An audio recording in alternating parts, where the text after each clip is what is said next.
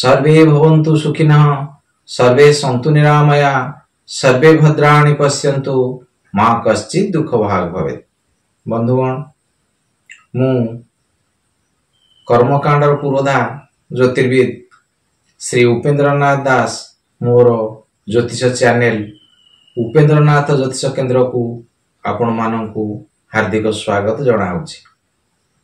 आमे एही ज्योतिष शास्त्र विभिन्न नियम विषय जानुचे आगको पढ़ुचे बुझुचे जो माने एही ज्योतिष शास्त्र को वृत्ति करने को चाहती से माने टिके एही नियम गुड़ी को भल भाव बुझंतु भल भाव देखंतु एही नियम गुड़ी को नहीं आपण आगको फल कथन कथा प्रकाश करिवे। आ यही ज्योतिष शास्त्र नियम गुड़ी को मु अति सरल भाषा रे कहूची वर्णना करूची बुझाऊची सर्वसाधारण लोक माने मध्य यही नियम गुड़ी को बुझी पारिबे जानि पारिबे आउ निज जातकरू निज कथा बुझी पारिबे।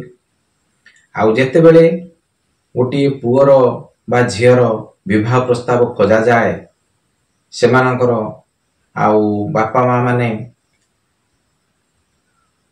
आम मान को प्रश्न करती जे यही पिलाटीर बा यही पुअर किपरि पत्नी मिलिबो आउ बा यही झीयटीर किपरि बर मिलिबो ए भलिया प्रश्नटी करिथांती।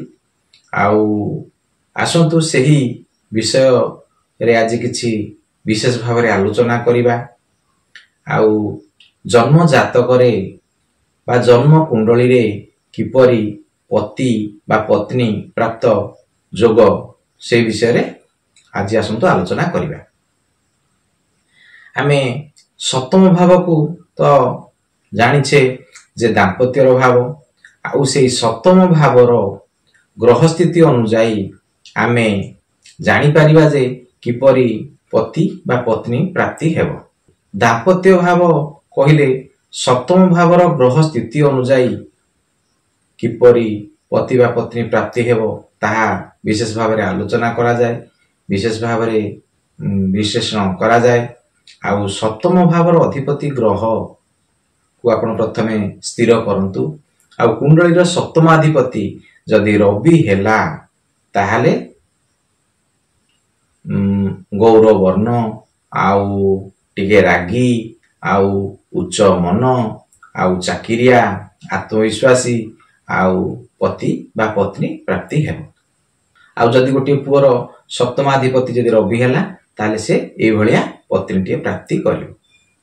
सेही भली आउ कुंडलीर सप्तमाधिपति जदि चंद्र हेला ताहाले गौर वर्ण शांत भल गुण आउ निर्मल कथा कहवाला आउ टे दुर्बल शरीर पति बा पत्नी प्राप्ति हेबो।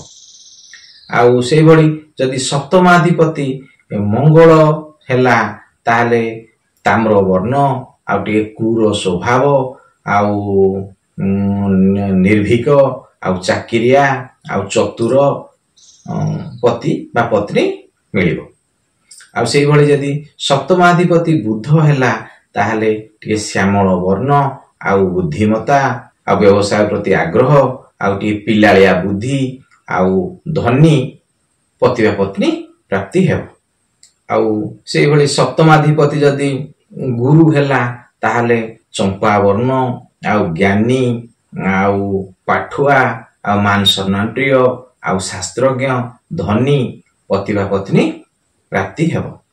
आउ जदि सप्तमाधिपति शुक्र हेला ताहले गहम वर्ण आउ विलास प्रिय आउ सुंदर गठन शास्त्रज्ञ आउ टे खर्ची आउ मल्टी टैलेंटेड पति बा पत्नी प्राप्ति हेबो।